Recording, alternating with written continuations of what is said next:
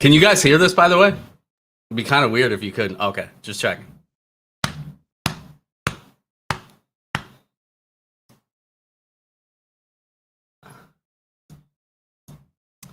All right. So basically, we had another week last week where we had one leg sell on the Roundtable parlay. So we are like pulling teeth to get one of these on the board.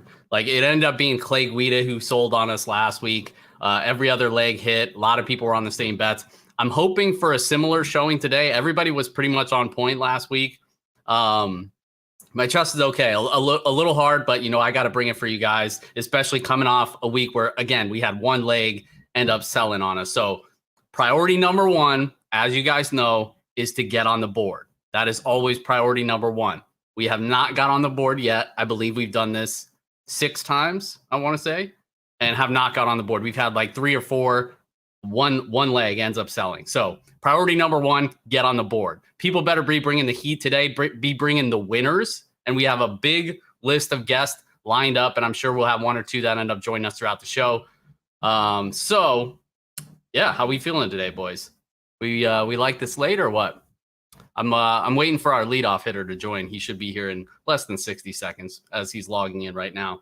But I like this slate. I have a few bets myself, which I'm sure we'll get into. And before we start, I'm hoping there is one bet that I'm waiting to pull the trigger on. I'm hoping somebody comes on here and sells it to me. And I'm not going to say who that is, but he used to be a middleweight and then he gained a lot of weight. And I haven't bet him yet. So if anybody's going to sell me on him, I hope it happens. But without further ado, batting lead up, we got my guy live from the gym, Andrew Gomez. What's up, bro? What's up, dude? And I think you should lean into that bet, but that's not what I'm here to talk about, although I do think you should consider that one. I'm here to talk about the under 2.5 in the Brito versus Feely fight. I think it's wildly mispriced. I think that because Brito went to a decision in his first fight, people are assuming that it's going to happen again. He fights like the house is on fire. Sorry, I'm breathing heavy. My official prediction is Feely KO. I think he's going to get him with a straight shot, but Brito fights like a madman. I don't think that should be plus money, let alone plus 150. So I'm going with the under 2.5 there as my best bet for the card. Under 2.5, you said plus 150? Yep. In the Andre Feely, Joe Anderson Brito fight. I like that. I know a few people else that are on that as well. As always, Andrew, I appreciate you joining. Appreciate the insight. Enjoy the rest of the pump. And good luck on the card. Take care, buddy. All right. Starting things off hot. I like that pick. Moving on to my guy who always brings the heat, Billy Briz. What's up, bro? What up? Underdog of the night tonight. It's going down, UFC Vegas 53. We're going to take Tristan Connolly on the money line tonight over Darren Elkins. Elkins fighting for the 26th time in his career, always flaunting between winning and losing streaks. It's actually shocking to see him this big of a betting favorite over Connolly. Both of these fighters have similar fighting styles. While I would say Elkins is more of a wrestler and Connolly's more of a submission artist, there isn't a fight that I've never watched from Darren Elkins where he didn't take a lot of damage and been taken down to the ground. So Connolly's had some tough competition in the UFC so far, going 1-1, taking his debut up 2 weight classes in Brazil versus Pereira, one of the best debuts ever in UFC history, and then followed up by a loss against Sabatini where he still looked good in the 3rd round. There's a lot of trap lines this week. You got to be careful with your betting action, but we're going to take Tristan Connolly on the money line tonight. I thought we didn't believe in trap lines. We went over this last week. This is a trappy card. There's not a lot of big parlay, big favorites unless you're in the business of parlay and Romanov. He's probably going to win, but I wouldn't parlay that. So there's a dog eat dog day. So the first dog of the day is going to be Tristan Connolly. Okay, I agree. I think there are a lot of dog spots here. I don't know if Connolly's one of them, but I totally get the angle, especially going against Elkins, who's a guy that I've looked to fade in the past with, moderate success, but just seeing him as a pretty big favorite here is kind of worrisome. The durability is always a factor. I don't know if Connolly will be able to take him down, and I doubt he'll be able to submit him, but I actually think he sneakily might be able to knock him out, which I think is like, he could out-volume him over 3 rounds. There's never been a fight that if you watched Darren Elkins and you've been like, man, I got to bet on this guy next time. True. That is very true. All right, Billy, I like the conviction on Tristan Connolly moneyline. What was the number you said? Plus 145 at FanDuel Sportsbook in New Jersey.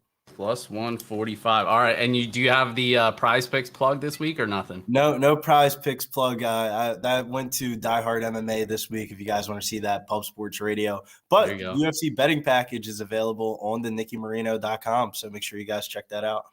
All right. Good luck, bro. I appreciate you stopping by. See you. All right, starting off hot this week. So we got Andre Fili, Joe Anderson, Brito under 2.5 plus 150. We have Tristan Connolly on the money line at plus 145. And we're going to keep things rolling with my guy Zaid, who did not big time me this week. What's up, bro? What's going on, man? How you doing? Good. What you got for us tonight? Okay, so tonight I'm looking at the main event. I'm looking at Font and Vera. I feel like there's a lot of fights, man, that are just we're gonna have a good. It's not a good night as far as big names, but there's a lot of fights that could go either way. So I'm looking at the main event. I think this fight is a real interesting fight. Something that really stuck out to me was the fight going the distance, which I like, and I think it will go the distance. Both of these fighters have shown they're very durable fighters. I mean, Chito Vera, I'm looking back, and he has never been finished in his pro career. Rob Font, 24 fights. He's finished once.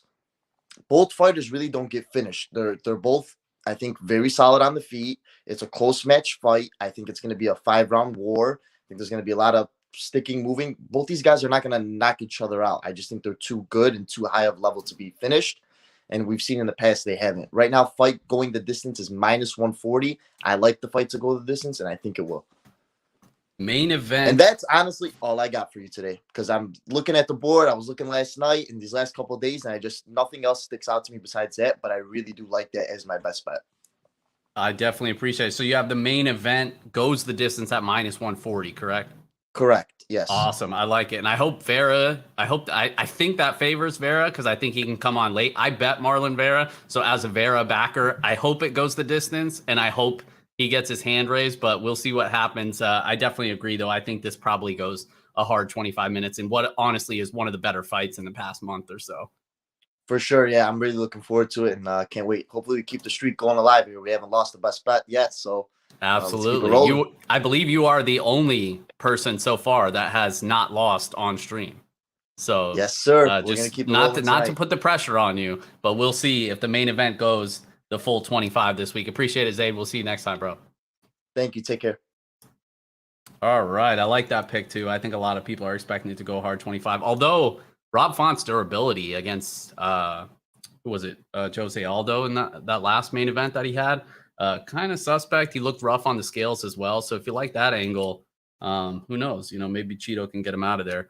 But we're going to keep things rolling to my guy Pepe, who has also been red hot on stream. He is fresh off the Sam Page call that nobody else predicted, and then went with a bigger favorite, but it ended up looking like minus 600 favorite, and it was only priced at a minus 170 in the Tyson Pedro under 1.5. What's going on, Pepe? My man, I respect the high noon sippage so early. Always. I'm going to have to grab one of those myself. So this week we're going to the bane of my existence. We are going to the heavyweight division for our best bet. And I'm going to be backing the prototype Jake Collier. Yes! As my underdog, best bet, planting my flag. Let's go. Jake Collier season. Best available line plus 116. I think the whales are going to be moving in late, pushing him closer to evens by the time fight night comes. But I like Collier for this matchup. Arlovsky has shown to slowly decline in his past few fights, and I just don't think he can keep getting away with squeaking away these victories. Give me the guy who's 10 years younger, who has more power, and like the only thing Arlovsky has going for him is slight athleticism, not even that much of an edge, but just veteran and craft. Like obviously he's real slick, but if you're getting the guy who's 10 years younger at a plus number, who has the power advantage, has the volume advantage, you got to take that all day. Collier's put up over 100 significant strikes and multiple fights since coming back from his 4-year-long layoff, in which he's looked better each fight. I think you could tell he obviously didn't work out like that whole 4-year layoff, coming in super big, but now I think he's taking it serious. He ran through Chase Sherman like he was nothing, and I expect him to put a stamp on this fight and either hurt Arlovsky, finish him, or just win a solid decision. And we're going with Collier, 2022 title run. Parker Porter, you're next. No running. Love You're to gonna have call to out. face the prototype, and that's where we're going.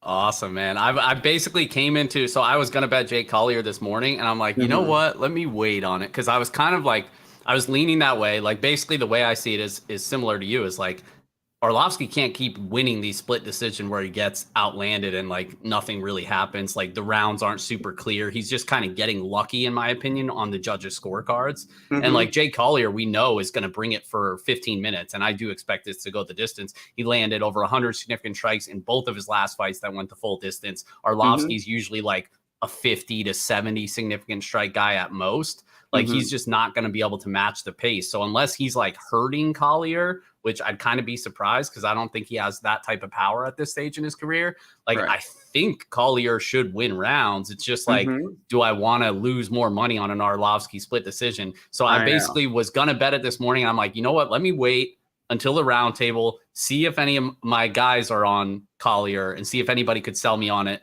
And of course, it had to be Pepe, the man who's red hot. So I mean, that's an auto tail for me. Like I got to get it in now. Yeah, so I'm definitely going to be adding that after the show. Vandera should have won that fight against Arlovsky. He was just so gun shy, and the difference between Collier and Vandera is that Collier has better footwork. He's quicker, and he has more varied attack. Vandera was just trying to like headhunt the whole time and walk him down, where Collier is going to be kicking. I guess a spicy take would be that he's going to land a spinning elbow. Okay. Yeah, I see a spinning attack. He likes going to it. He's pretty crafty with it. Like even in the third round of the Felipe fight, which he got flat out robbed. He should be on a 3-fight win streak. Yep. Anyone who scores that fight for Felipe is just wrong. Collier won that.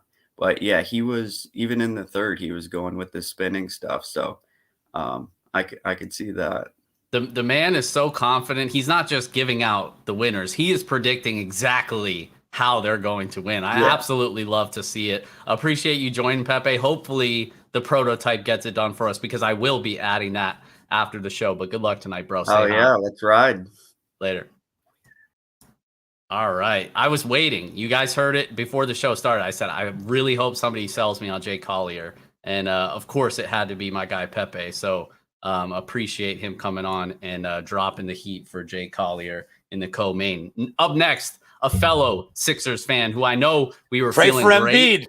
We were feeling great after the series win against Toronto. You know, there was a little chirp that I heard from an inside source of a man that came on the show last week. I don't know if he'll be on this week, but you know, he had a plug, and I heard that the bad news was coming. Unfortunately, I'm hoping that Embiid can return, hopefully by like game 3 or something, but I'm probably just a sick pup who's way too optimistic. They said 5 days. They said 5 days. We'll see. I'm taking a coding break for you, man. Next week's going to be a little busy, but we're getting close to launch. Billy Briz, twice in 2 weeks. Took my pick. But before I get to the pick, real quick, if you're on the Collier side, and I like it, what's really weird is for such a closely lined fight, look at the decision props and look at the split decision props. I don't know why Collier, he's plus 275 compared to plus 130 for Arlovsky on the decision line.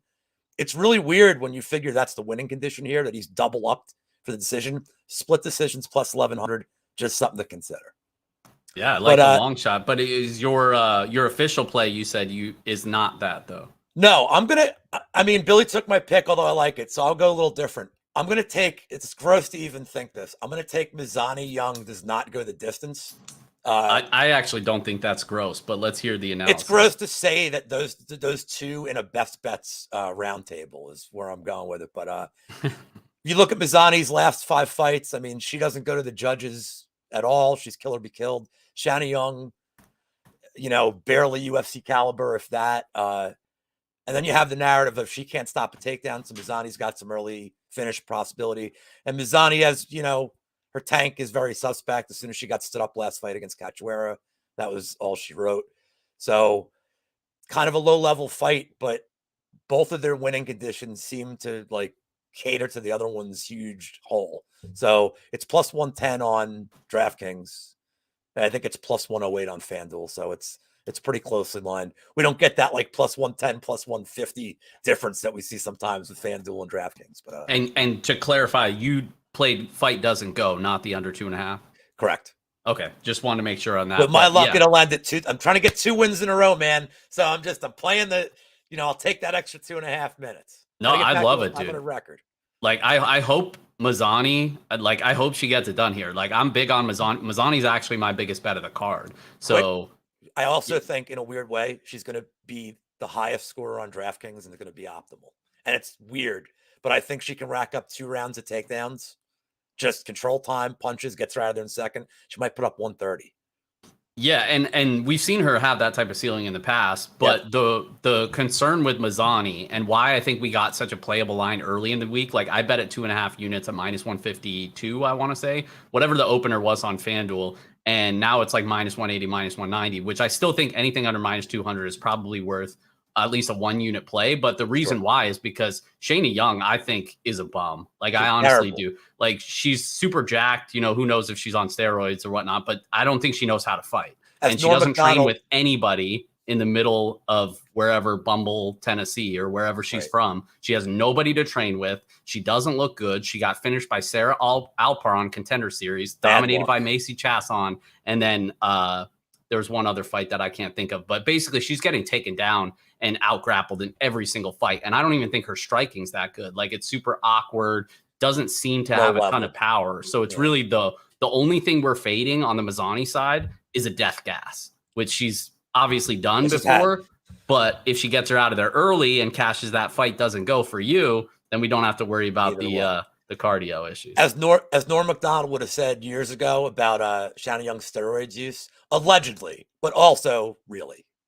Yeah, I mean, I'm pretty sure some of these pictures, first of all, she has a better 6-pack than half of the UFC roster, and I don't know, you can kind of see, we won't get into it. Yeah, we won't get into it, but she's very in shape. I just don't think she's a good fighter. And so I'm big on Mazzani. I hope she cashes that. Fight doesn't go for you at plus 110. Appreciate it, Lou. Pray for Embiid.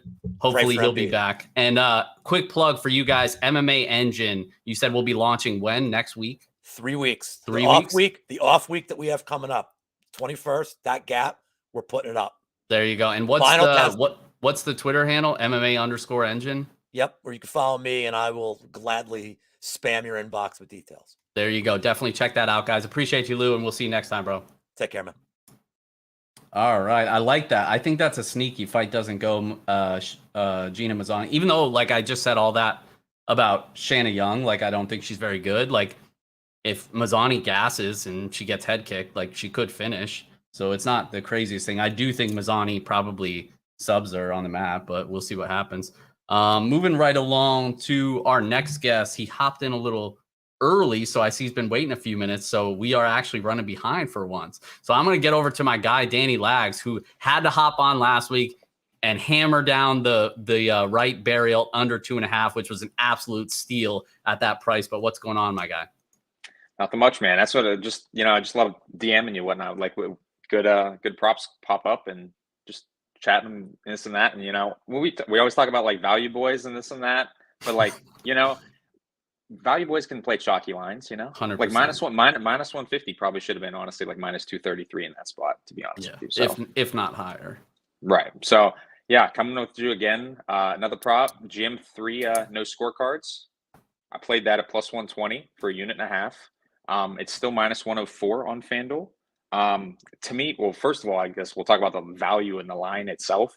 I think that should probably be like minus 150 because how do you give GM3, a guy who has like 94% finish rate, versus Jocko, who like can't bust a grape, hasn't had a KO finish 2016, go behind that 2012.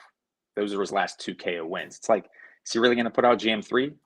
I don't really think so. I mean, yeah, you could say maybe the durability, like on the low end, it's like that line should probably be like 60%, but I think that should be like a 70% line, to be honest with you. I get it. If it goes the full 15 minutes, Jocko probably could end up winning a decision, but GM3 is just a fucking dog, man. So you give me plus money on GM3 no scorecards. Even now at a pick'em line, I think it's great value. I would have to agree, but 2 things. For those that don't know, can you explain no scorecards just for people that maybe don't get it? And then hang on. The second, sorry, I had a 2-part question. That's my bad. The second part is that only available on DraftKings, or can you get it on FanDuel or anywhere else as well? So I played, so to answer the second part, so I played it on DraftKings at plus 120. It's on FanDuel as well. I know a lot of books offer both no scorecards and decision only. So I guess I'll talk about both of those. So a lot of people know no scorecard. So that's essentially you're betting on your fighter to finish and for them to not get finished. So if the fight goes the full 15 minutes, your bet is a push. Doesn't matter who wins, GM3 decision, Jocko decision, it's a push. The only way your bet would lose is a Jocko finish, and then your bet would cash on a GM3 finish. And then obviously for decision only, so say we had GM3 decision only and it goes, or I guess Jocko, we'll play Jocko decision only in this instance, I guess. If it goes the full 15 minutes, then the only way your bet would lose is if Jocko wins by decision. And then if either guy finishes, like even if you play Jocko decision only and Jocko finishes him, then it's still a push. Right. So thank you for explaining that, just because I know it does get a little confusing, even for me, and I know it, but I'm always like, wait, which one is which? But no, I definitely like the angle there. I would think that a finish would more than likely be on the Mearshart side, and I hope it comes by submission because I bet Mearshart by sub at plus 460. I know Jocko's tough to submit, but it's like plus 460. What's that, like 17% implied? Like you're going to give me that against pretty much anybody in the division. Like I'm just going to take it with Mearshart. So I played it for half a unit, but I like that angle probably better. Because I was actually looking. So I was actually looking to do, before I saw that no scorecards line, I was going to do a half unit on both Jocko decision at plus 200, and then it was GM3 by sub on FanDuel at the time was plus 460. So I was like, well, that's a no-brainer. Probably both going to cash. Obviously, I know Luke brought it up on our podcast. I think GM3 could win a decision. I mean, like I don't think it's out of the realm possibility because Jocko's kind of like low volume, kind of just meh overall. But yeah, I mean, I just think that like, how is that not like minus 150 to begin with? Agreed. So. I agree. And I hope he gets it done for us, preferably by sub, so we can both cash that ticket. But thanks for stopping by, Lags. Stay hot. Hopefully you brought us another winner tonight. Good luck tonight, bro. Hope so. Thank you. You too, man. All right. Moving right along. We got my next guy, Quinn, who was chirping at me for not inviting him on last week. I mean, I can't get to everybody. You know, some people message me. They're like, hey, send me the link, whatever. For those that don't know, this is a completely open forum, open invite. Anybody that wants to hop on, let me know. I'll shoot you the link. I'll put you on the schedule. And then sometimes if we have time at the end, people just start flowing in as well. But just busting you a little bit, Quinn. What's going on, bro? How you doing, man? Just woke up, actually. It's like 9:20 over here so far. I was gonna say you're on the West Coast, right? So it's early for you.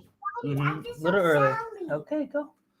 Oh, she wants to give a winner. She wants to give a winner. Yeah, she does. She wants to. She watches UFC with me. It's funny. She does the whole boom, boom, boom. My daughter watches a little bit, but she goes to bed at 6. So it's like, so these early cards, she can watch a couple fights and then she'll head to bed. But got to start them young. But what you got for us tonight, bro? I got Gina Mazzani Moneyline at minus 160. I've got a little bit of her inside the distance. I believe I got plus 300 on it. I think this is a pretty good fight for her. Her money line's up to minus 190, minus 200 now. She's going to be able to get takedowns. Shane Young's been taken down by pretty much everyone she's fought in the UFC. You know, as long as Mazzani preserves her cardio, she should be able to work her from top position and hopefully find a sub. I think you can they have a pretty nice prop on, I believe it's on FanDuel. It's Mazzani round 2-3 plus 1,200. I think that's a pretty damn good line too. So yeah, I just think she rolls here. I think this is a very good fight for her to come back and get a win. I don't think Shinny Young is UFC level at all. Hope maybe she can weather the grappling storm and try and tire Mazzani out. But I really do think that Mazzani is going to get it done for us here today. So I got her on minus 160, and I got a couple of inside the distance lines for her. So I think it's a good spot this weekend. I feel great about that. I don't know if you heard earlier, but Mazzani's my biggest bet of the card for 2.5 units. So I'm right there with you. Yeah, so I'm right there with you on the money line, and I have a sneaky suspicion that she wins it by sub, and I hope she does. Somebody else just gave away Lou just gave away the Mazzani Young fight doesn't go at plus money. I don't hate that look as well, but I agree with you. I think Mazzani takes her down, ragdolls her, and hopefully gets a finish. I hope she dominates. But I mean, at the very least, we know she's going to have wrestling success. So we're basically just fading the cardio death gas. But absolutely love it. I hope she comes through for us, bro. Good luck tonight. Good luck tonight, man. Thanks, Talk to you later. Later.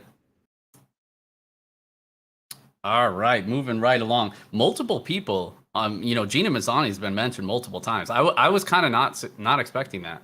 I mean, I feel pretty confident in her, but I didn't. Because she's been such a sketchball, especially like dominating Cachoeira, then gassing out, getting finished. Like I thought people might have a bad taste in their mouth. But we're gonna keep it rolling. To my guy Dylan, what is going on, bro? How you been? What's up, John? I just got back from Florida yesterday, and we drove up. It's been a week. I'll tell you that. It's been a long week. Yeah, yeah. What's the drive? How many hours? So we stopped in South Carolina. So it was like 7.5 hours from St. Pete to there, then 7.5 hours to Virginia, and then 7.5 hours back to New York. So we split it up, but it's been a week. I definitely feel you on that. So as somebody that has driven across the country multiple times in my life, and most recently when I moved from Arizona back to the Northeast, yeah, I definitely feel you. I was trying to do like full like 18 to 20 hour days where it's like come nighttime, you're literally like your eyes are just like you're starting to see things. Like it's not safe, that's for sure. So I'm glad that you split it up and you guys got home safely. But what you got for us tonight, bro? So I got Daniel Da Silva plus 225 at BetMGM by KO or sub. Figueiredo is awful. I don't get it. I see some people betting him. I just don't see it. Daniel Da Silva came in on short notice, fought Jeff Molina, who's obviously a top prospect in that division. I think Da Silva rolls here. I think first round finish, whether it's KO or sub. I think Figueiredo's going to try to get it to the ground, so I'm kind of leaning sub, but I think he finishes either way. And I also have a small play on Shanna Young plus 900 for sub. I really hope that one. I mean, no offense. I really hope you lose that bet. No, I know it was a little flyer. It's only a quarter unit, but I see it. I mean, if she fades, then I can see it happening. Yeah. I also think that Gordon's not getting a lot of love this week. I think he can win by decision. He's plus 225 on BetMGM. I think he could sneak out a decision. I don't hate that. I mean, I mentioned in my breakdown, for those that don't know, on my YouTube channel, full betting and DraftKings breakdown, so go check that out. But I mentioned in that video, I love Grant Dawson as much as the next guy, but his last two fights, he's really kind of been exposed to an extent. And Jared Gordon is not somebody that I sleep on whatsoever. So I'm treating it like I still expect Dawson to win, but I'm definitely treating it as Gordon being a live dog. Which makes it just a pass for me on the betting standpoint, but I'm definitely going to have some Gordon shares on DraftKings. But going back to your best bet, you said Da Silva inside the distance, but what was that number? Plus 225, you said? Yeah, it's plus 225 by KO or sub on BetMGM. BetMGM, okay. I see that happening 9 times out of 10, honestly. I don't think Figueiredo's very good. I'm with you, bro. I bet the under in that fight. So I bet the under 2.5. I think it was minus 102 or minus 104, whatever the opener was on FanDuel. I bet it with the expectation that Da Silva is going to finish Figueiredo. And I could be wrong, but historically over the course of his career, he is basically almost round one or bust. Like he's only reached the second round twice in his career. He's never reached the third round. So you're taking a fighter who we know is early sub or bust for the most part. He's never reached the third round in his career. And now you're pricing it as like 50% to reach round three. Like how does that, or not even round three, but the second half of round three, like how does that make any sense to me? Like I have to bet that. So I bet that to win 2 units. So it's a bigger play for me. But I'm with you. I think De Silva is the one to get it done. I don't rate Figueiredo highly. You know, maybe he takes him down and lays on him after De Silva gasses. But even in that scenario, I would hope that Figueiredo has enough finishing ability to get him out of there. But, you know, time will tell, bro. But appreciate you stopping by. De Silva inside the distance plus 225 is Dylan's best play of the night. And I hope he gets it done for us. Yes, sir. Thank you. I'll see you soon. Later, bro. All right, moving right along to my guy, Evan. What is going on? We are fresh off another win with the right burial under 2.5, which was a steal of a line. But what you got for us tonight, bro? What's up, John? All right. Tonight, first of all, I'm super glad that Danny Lags explained the no scorecards line bet because I'm going that angle too. I'm taking Marlon Vera, no scorecards. I played it at minus 135. It's sitting at minus 150 right now. I have a lot of money on it. Here's the thing. There's nothing worse than coming on this roundtable best bet and losing your bet. I'm gonna make a bold statement right here and say this is a bet that can't lose. It can push or it can win because Rob Font is not finishing Marlon Vera. Marlon Vera is built for 5 rounds. Rob Font has some finishes on his record, a couple guillotines, like a head kick over the Brazilian kid with really glass chin. I forget his name. Marlon Vera is never been finished, super durable. He builds as the fight goes on. I just don't see how he gets finished here. Like, I think the bet likely pushes. I think it probably goes the distance. And I think Vera's probably going to drop round 1 like he always does. But you know another guy who drops round 1 all the time is Piotr Jan. And these type of same archetype. Like, they're going to build. They have great cardio. And Rob Font, look, I like Rob Font. He's got good hands, good skills on the feet. Yeah, I don't think he's got power in his hands, and I just don't see Vera quitting and like melting on the feet at any point. So I like minus 135 a lot. I like minus 150. I think it's a good value. I don't think the bet can lose. So that's my best bet.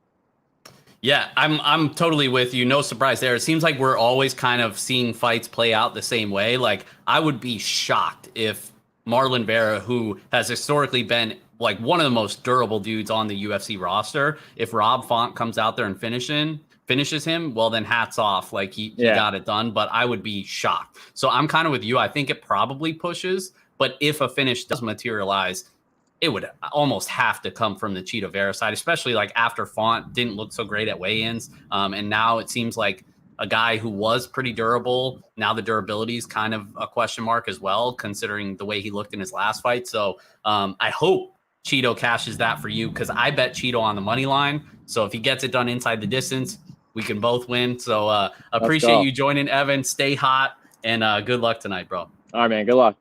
Later.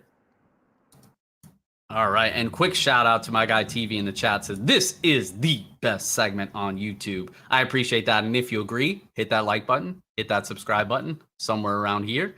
And if you haven't already, check out the other multiple videos I have on my YouTube channel each and every week for every UFC card. I definitely appreciate it. Quick plug on my website, fightnumbers.com, has a bunch of information that's all completely free for sports betting, DraftKings, all of the above, completely free. Check it out, fightnumbers.com. All right, moving right along to my guy, Josh. He's been waiting in the queue to give us the winner. What's up, bro? What's up, brother? How you doing? I'm doing well, man. It seems like we got a lot of strong plays, some conviction plays. What you got for us tonight? So I actually have some plays that nobody's probably going to talk about. So I like, I'm not sure if I'm going to say his name right, but Candelario by decision is plus 400 right now. The guy is fighting. Everybody's just assuming he's going to come in and I don't know if I'm allowed to cuss on your show, John, but grapple fuck the dude that he's fighting against. And the dude that he's fighting is actually a pretty good wrestler. And after seeing weigh-ins, the dude's back acts like huge. So I think he's going to have a harder time getting the takedowns. And I think Caldera by decision plus 400 is a really good number. So I like that a lot. Like we talked last week, Romanov, Huge number. Sherman, I don't think it's like a terrible decision to put like 0.2 of a unit on him just because it's a heavyweight fight, man. It's a heavyweight fight. If this cashes, because this is the second time you brought this up, if this cashes, I have to clip this. Maybe clip last week's and this week's, give you the double plug, because that would be insanity of Chase Sherman. I think Romanov is the biggest favorite in UFC history, I think. Yeah, or at least he was in a heavyweight like fight, minus 2,200. How does it not make sense to sprinkle a little bit on a heavyweight fight? I know Sherman's not good. Roman should come in here and dominate, but we've seen Romanov gas after like a round and a half. So if he gasses going into the third in a heavyweight fight, you really want somebody on top of you that's weighing 250 pounds? Like, no. So I think there is value on betting the underdog in a UFC heavyweight fight. Yeah, So, I mean, a blind bet, just like no names, don't even factor in the names. I get the angle. I won't be doing it. I'll be hammering Romanov on DraftKings, so I definitely hope that doesn't come through. But the Candelario by decision as your official play is plus 400. I don't mind that look. I mean, I didn't bet this fight. I do think Tatsuro Taira probably threatens to submit him, if not ends up finishing him. But he's not a guy that you can trust at this number. Like, what is he, like minus 260, or at least he was at some point? Like, I don't know, man. He's definitely got some skills, and I alluded to that in my breakdown, but he's super low volume on the feet. Like, he has to have grappling success, and Candelario, I think he can do that against, because Candelario I don't rate very highly. So I am actually expecting Taira to win by submission.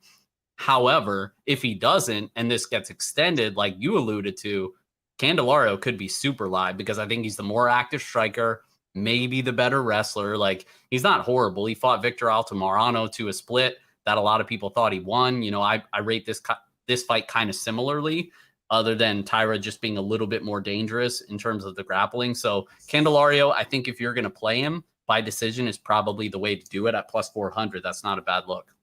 high prospects coming too from Japan, and the fighters coming over from China. We've seen them come over so many times and do absolutely nothing.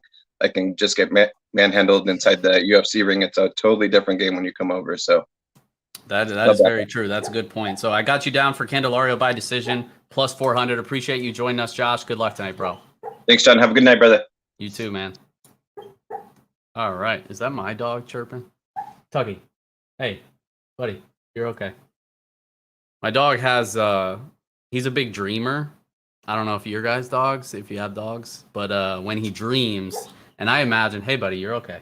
I imagine that he's dreaming about chasing squirrels. He's obsessed with squirrels. And in his sleep, that little yelp is like him barking. That's his bark in his sleep. And his legs will start kicking and he'll start yelping. So if you hear that, that's what you hear.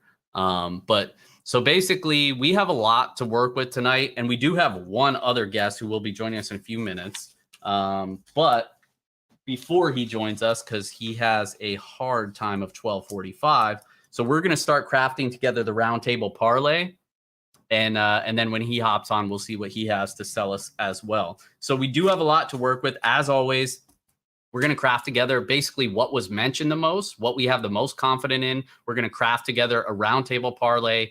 I bet these every single week. Like I said, it hasn't come through yet, but we are hoping that this could be the time where we finally get on the board. That, as always, that's priority number one. And last week we had Clay Guida sell on us. We're hoping to change the vibes this week. So we have a lot to work with. We had a few things that were mentioned multiple times, so we're just kind of going to go over that, talk through it together, and craft together a nice Roundtable parlay that will come through for us this week. So basically, we had Tristan Connolly Moneyline was mentioned twice. We might have to add it. I personally was not going to bet that, but it was mentioned twice. So we have to think about that. We have to factor that in. Zaid was on main event. Fight goes the distance, minus 140. Andrew Gomez, my guy, pumping iron, is on the Andre Fili, Joe Anderson, Brito, under 2.5, plus 150. I also have a couple buddies that are on that as well. So definitely a sharper bet there. What else do we got here? Pepe on Jake Collier money line, which I'm personally going to bet. I know other people are on that as well. I don't know. Like, he was the only one to sell Jake Collier, but it was such a good sell job. Like, we might have to throw Big Daddy prototype Jake Collier in the Roundtable parlay. Lou hit on Connolly money line with Billy, and then he also mentioned Mazzani fight doesn't go at plus 110. Vera by decision, Josh says in the chat, plus 275. Lags is on GM3, no scorecards. Minus 104 is still available.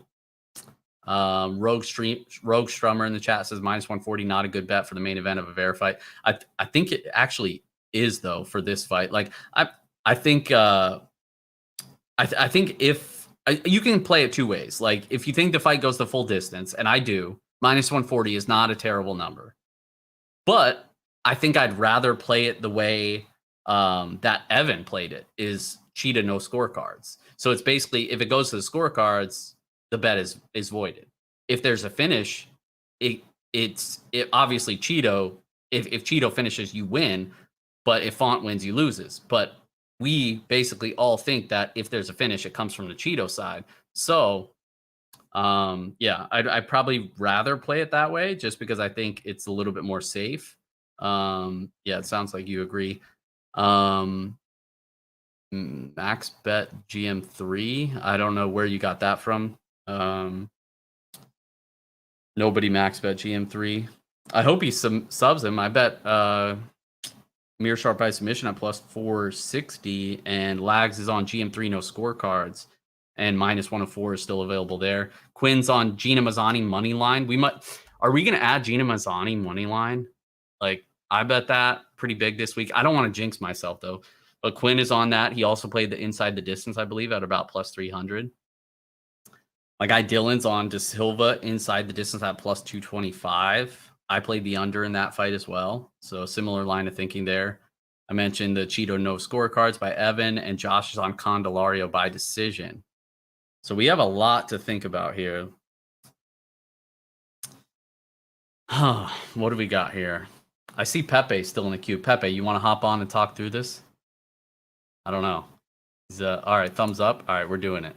Yeah, dude. I mean, people usually don't wait in the queue, but I saw you were on. I'm like, I was just let's continuing discuss. to watch the show.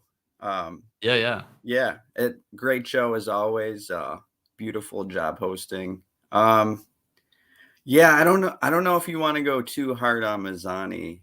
You know, I know you already have the big bet on her. Big. I feel like if I put her in the roundtable parlay too, she's already my biggest bet of the card. Like, do I want to like triple jinx her when she just death gas like crazy? I know. Candelario? The problem is John Stargarian didn't hop on to, give the final vote. I know, and he definitely, I feel like, would have given us some fire, probably a big underdog. This week, but he was busy. He said he'll be back for UFC 274. I did talk to him, but let's get Lock of the Night in here to give away his best bet. What's going on, bro? I'm good, man. Pepe, finally good to meet you face to face compared to just all the Twitter sphere. Happy to have you on as well. John, thanks for bringing me on as always. I see my guy Tristan in the chat already asking if I was going to be on, but fan favorite. Yeah, man. Bro. No. Happy to be on, man. I heard you guys talking about John. I just did a show with him yesterday. Was there a specific matchup that you guys were hoping he was going to pump up the dog or what? I mean, I just always expect him to be on some big underdog that comes through. So, that's what I count on him for. But was there one specific that stood out that he was on? We were both actually on Carlos Candelario, first fight of the night, to upset the debutant Tetsuro Taira. I know that's one of the dogs that he really likes for this card. That's one that I'm on myself as well. Undefeated foreign prospects come into the UFC, not usually fighting the best competition over in their side of the world. So now I feel like he's finally going to get a legitimate test here against a proven guy, in my opinion, in Carlos. So we'll see if Taira can pass that test as a 21, 22-year-old with the 10-0 record. Let's see how that goes against a veteran. So would you say that is your best bet of the card? You guys know me. I love the chalk. I love the square shit, right? That's my bread and butter, right? So last week I gave you guys Macy Barber minus 180 when it seemed like the entire world was against me. And I loved Montana De La Rosa, right? She's one of my favorite fighters to bet on, but I just didn't think that was her spot. So this week I'll give you guys another little chalky spot. I'm going with Krzysztof Jotko. Personally, I have 3 units on him. Not a lock of the night play by any means, but I'm going 3 units on him at -172 is the number that I got. I'm seeing people say, you could take him by a decision. That's probably a better line, probably the sharper way to go about it. But can we really trust GM3's durability? This guy gets knocked down left, right, and center, and this might be the one where he, gets put out again. So, Jotko, not a notorious finisher, but we can definitely see like stylistically how they match up and how Jotko could potentially get a finish as well. So I'm just staying safe with the money line here at that chalk price of -172, but I think he goes out there and puts work against GM3, man, as long as his chin holds up. Because remember, a while back, Jotko had some chin issues that people wanted to talk about. As long as that holds up, because we know GM3 likes to crash forward with big shots to close the distance, either to knock his opponent down or try to close the distance and get the fight to the ground.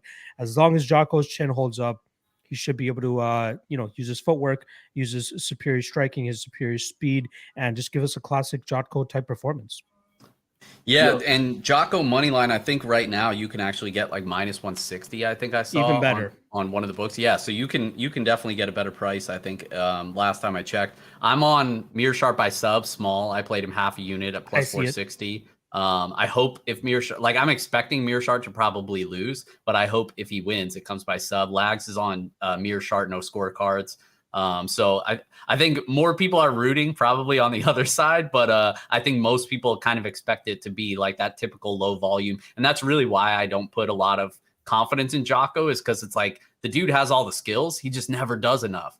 But, on the flip side, it's like Meerschaert's pretty low volume too. Like other than, being super aggressive with the subs, he's not going to be like out voluming Jotko. At least I don't think so. So it can kind of be like one of those dicey fights where if Meerschaert subs him, okay, cool. And then if he doesn't, he probably loses a decision. But appreciate you joining us, Locke. And I know you do a live stream, so I don't want to take up too much of your time. For those that don't know, he goes live on his channel, MMA Lock of the Night at 1 Eastern. So we're going to wrap things up here. Head on over to his channel and give him some love as well. Appreciate you joining us, bro, and good luck on the card tonight. You too, brother. I appreciate you having me on as always. I'll see you next week as well. Absolutely. UFC 274. Later, bro. Yo, did you hear why Jotko has such good footwork in his media day interview? Why? What did he say? He used to be a break dancer. Is that serious? Yeah, dude. He said it on media day. It was incredible. Wow. That is amazing. I did not know that. That's hilarious. I saw the wet blanket statement about Meerschaert or whatever he said, human blanket. I have multiple units on Jotko Moneyline. I think it's a pretty safe play, just stylistically. But I feel like we can't put that in the parlay because there's been some GM3 love. That's true. And for those that don't know, like we like to add the ones that have been mentioned multiple times, but if there's like 1 or 2 people on the other side as well, I feel like that kind of cancels out the confidence level. Yeah. Well, Collier's on the parlay for sure. Yeah, I mean, I really think he needs to be. Like, I was leaning that way. I know a few other sharp people that I respect are on it. Andrew alluded to it when he was on. He did. That's true. So that counts as another one. So, yeah. So first leg is going to be Jay Collier, the prototype money line, which I think is still like +115. I bet on FanDuel, so when I do the roundtable parlay, that's going to be the odds that I use.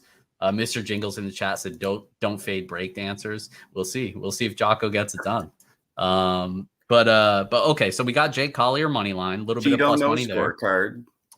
Cheeto no scorecards. Was that Evans?